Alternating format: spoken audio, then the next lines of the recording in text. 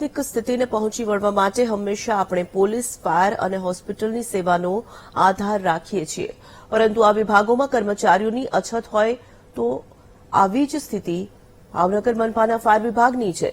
Bhavnagar fire વિભાગમાં અતિ મહત્વની કહેવાતી એવી ફાયર ઓફિસરની જગ્યા છેલ્લા 18 વર્ષથી ખાલી છે।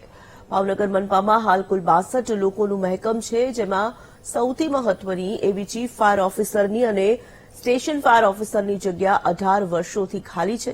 તાજેતરમાં 4 વખત જાહેરાત આપવા છતાં મનપાને કોઈ લાયકાત ધરાવતો ઉમેદવાર મળ્યો નથી।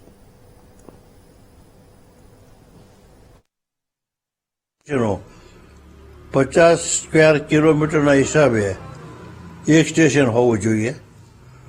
એક સ્ટેશન એટલે એનો અર્થ એ કે એક સ્ટેશન માસ્ટર, સ્ટેશન ઓફિસર અને એની નીચે સબ ઓફિસર અને ફાયરમેન જેવો સ્ટાફ હોય છે અને સાધનો એ જે તે વિસ્તારના ફાયર હેઝાર્ડ કેવા છે એને અનુલક્ષીને જે તે ઝોનમાં સાધનો રાખવા જોઈએ।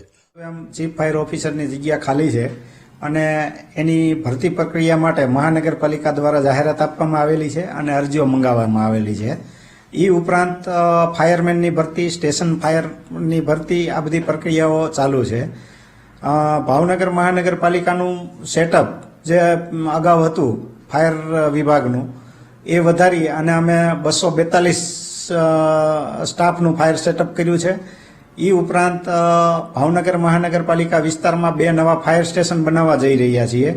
એમાં પ્રભુદાસ તળાવ અને સિત્સર રોડ ઉપર હોમિયોપેથિક કોલેજની સામે આ 2 જગ્યાઓ આઈડેન્ટિફાઈ થયેલી છે।